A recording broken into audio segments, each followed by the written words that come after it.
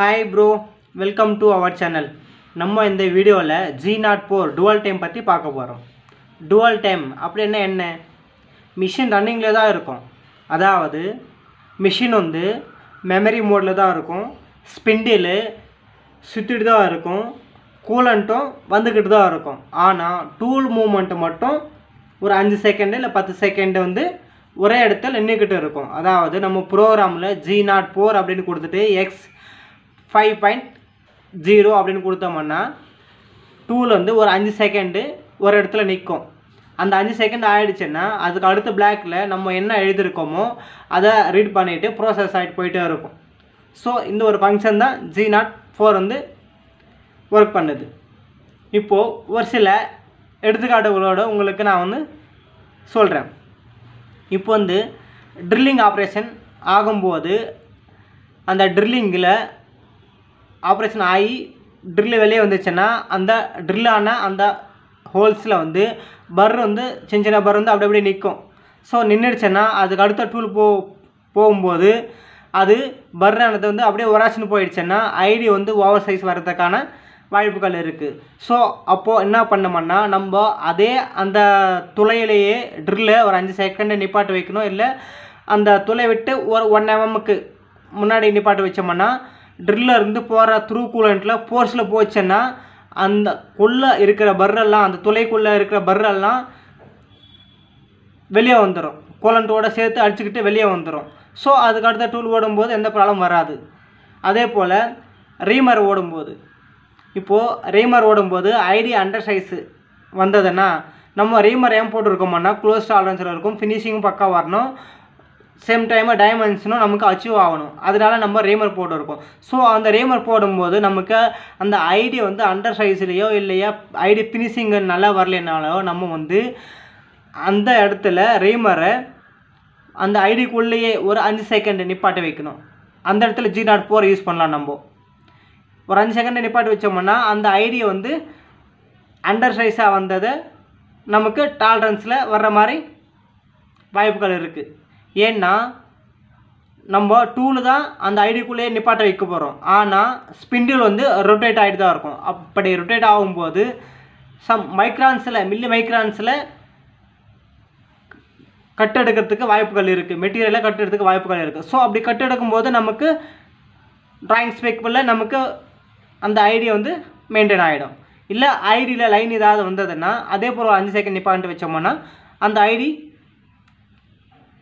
வர்ற லைன் எல்லாம் கிளியர் ஆகிறதுக்கான வாய்ப்புகளும் இருக்குது. அதே போல் ஓடி குருவிங்கு, அந்த ஓடி குருவிங்கில் வித்து டைட்டாக வந்தாலையோ இல்லையா ஓடி குருவில் ஓடி இருக்குது பார்த்தீங்களா, குருவுடைய ஓடி, அந்த குருவுடைய ஓடி ஃபினிஷிங் நல்லா இல்லைனாலோ இல்லைன்னா ஓடி குருவுடைய ஃபேஸில் அந்த குரு ஃபேஸ் இருக்கும் பார்த்தீங்களா அதில் ஃபினிஷிங் நல்லா வரலைனாலையோ அங்கே ஒரு 5 செகண்ட் நம்ம நிப்பாட்டு வச்சோம்னா அந்த ஃபினிஷிங் நல்லா வரதுக்கான வாய்ப்புகள் இருக்குது. ஸோ இது போல் நம்ம இந்த G04 யூஸ் பண்ணிக்கலாம். இப்போது அந்த G04 எழுதுவதற்கான மெத்தடு 2 மெத்தடு இருக்குது. மெத்தடு வந்து மெத்தடு 1 வந்து G04 x 5.0 அப்படின்னு கொடுத்தோம்னா டூல் வந்து ஒரு 5 செகண்ட் வந்து நிற்கும். அதே நமக்கு 10 செகண்ட் நிற்கிறோம்னா அதே G04 கொடுத்துட்டு x 10.0 அப்படின்னு கொடுத்தீங்கன்னா ஒரு 10 செகண்ட் டூல் வந்து அதே இடத்துல நிற்கும். இது ஒரு மெத்தடு. ரெண்டாவது மெத்தட் வந்து G04 P 5000 அப்படின்னு கொடுத்தோம்னா 5 செகண்ட் தான் நிற்கும். ஓகேங்களா, 5000 வந்து அது மில்லி செகண்டு. அதனால தான் வந்து நம்ம 5000 கொடுக்குறோம். 5000 கொடுத்தா தான் உனக்கு 5 செகண்ட் வந்து நிற்கும். அதே போல் எனக்கு 5 நிமிஷம் பத்தாது 10 நிமிஷம் நிப்பாட்ட வைக்கணும் அப்படின்னா G04 P 10000 அப்படின்னு கொடுத்தோம்னா தான் நமக்கு 10 செகண்டு அங்கே டூல் வந்து நிற்கும். டுவல் டைம் 1 செகண்டுக்கு வந்து 1000 மில்லி செகண்ட்.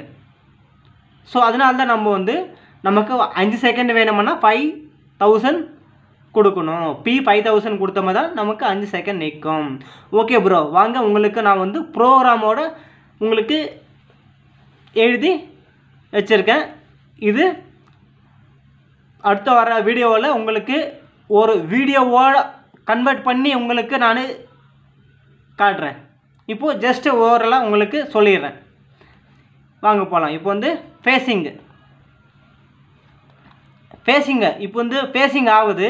இந்த ஃபேஸிங்கில் எனக்கு ஒரு லைன் வருது. ஸோ அப்போது என்ன பண்ணோம்னா எனக்கு வந்து ஒரு 5 செகண்டு அப்படியே நிப்பாட்டிட்டு மறுபடியும் நான் ஓட விட்டேன்னா அந்த லைன் மார்க் எனக்கு கிளியர் ஆகிடும் என்ற ஒரு நோக்கத்தோடு தான் நான் வந்து கொடுத்து பார்க்கலான்னே அப்படின்னு கொடுத்து பார்க்குறேன். ஸோ இது ஒரு மெத்தடு. நான் உங்களுக்கு பின்னாடி அடுத்தடுத்து வர வீடியோவில் உங்களுக்கு நான் இது வீடியோவாக கன்வெர்ட் பண்ணி இந்த ப்ரோக்ராமை வீடியோவாக கன்வெர்ட் பண்ணி நான் உங்களுக்கு காட்டுறேன். மறக்காமல் பாருங்கள். இது வந்து ட்ரில்லிங்கு ரீமர் ஓடும்போது இல்லைங்களா. இப்போது இந்த ரீமர் ஓடுது பார்த்தீங்களா, நான் சொன்ன கான்செப்ட் இருக்குன்னு சொல்லிட்டேன். இப்போது இந்த இடத்துல ரீமர் ஓடிட்டு இருக்குது. ஸோ ரீமர் ஓடும்போது ஐடி அண்டர் சைஸ் வருது. அதனால் நான் டூல் அந்த இடத்துல ஒரு 5 செகண்டு 10 செகண்டு நிப்பாட்ட வைக்க போகிறேன். அந்த கான்செப்ட் தான் இந்த ட்ரில்லிங்கு. ஏற்கனவே சொன்னேன். இப்போ இந்த இடத்துல ட்ரில்லிங் ஆப்ரேஷன் ஆகுது. ஸோ இந்த இடத்துல பர் அப்படியே நின்றுடும் இல்லைங்களா. கசரை மூவ் பண்ணுறேன் பாருங்கள். அந்த இடத்துல நான் பர் அப்படியே நின்றுடுச்சேன்னா அடுத்த நெக்ஸ்ட் டூல் வரும்போது அந்த பர் வந்து அப்படியே ஒராஷன் போயிடுச்சுன்னா அந்த இடத்துல ஒரு மாதிரி சொரப்பாக வந்துடும். அப்போது வந்து நெக்ஸ்ட் டூல் போகும்போது அந்த இடத்துல கிளியர் ஆகாமல் இருக்கிறதுக்கான வாய்ப்புகள் இருக்குது. அப்போது ஐடி ஓவர் சைஸ் ஆகிடும். ஸோ இது இந்த பக்கத்தில் பாருங்கம்மா, இந்த ரீமர் எப்படி ஓடுது அப்படின்னு ஒரு ட்ராயிங்கோடு உங்களுக்கு நான் விளக்கியிருக்கேன். இந்த ட்ரில்லிங்க்கு நான் வந்து ப்ரோக்ராமை எழுதி வீடியோவாக கன்வெர்ட் பண்ணி நான் உங்களுக்கு கட்டாயமாக காட்டுறேன். நீங்கள் மறக்காமல் பாருங்கள். இப்போ வந்து குருவிங்கு ஓடி குருவிங்கில் இப்போ இந்த குருவிங்கில் ஃபினிஷிங்கு நல்லா வரல, இல்லைன்னா இந்த குரு ஃபேஸ் இருக்குது பார்த்தீங்களா, இந்த குரு ஃபேஸு அந்த இடத்துல ஃபினிஷிங் நல்லா வரல அப்படி என்னம்னா ஒரு 5 செகண்ட் நான் நிப்பாட்டி வைக்கிறேன். நல்லா வருதா அப்படின்னு பார்க்கலாமே, நல்லா வரதுக்கான வாய்ப்புகள் இருக்கா பார்க்கலாம் அப்படின்னு நான் ஒரு 5 செகண்ட் நிப்பாட்டி வச்சு பார்க்க போகிறேன். ஓகே ஃப்ரெண்ட்ஸ், தேங்க்யூ ஃபார் வாட்சிங். நம்ம வந்து அடுத்த வீடியோவில் பார்ப்போம். இதுக்கான இந்த G04க்கான வீடியோவை நான் வந்து அப்டேட் பண்ணுறேன். தவறாமல் பாருங்கள், கட்டாயமாக பாருங்கள். அப்போ தான் உங்களுக்கு புரியும். இந்த வீடியோவில் உங்களுக்கு புரிஞ்சிருக்குன்னு நினைக்கிறேன். ஸோ நீங்கள் அதை பார்த்தீங்கன்னா இன்னும் ஓரளவுக்கு கிளாரிட்டி கிடைச்சிடும் உங்களுக்கு. ஓகே ப்ரோ, தேங்க்யூ ஃபார் வாட்சிங். நம்ம சேனலை சப்ஸ்கிரைப் பண்ணிக்கோங்க. ஓகே, அடுத்த வீடியோவில் பார்ப்போம்.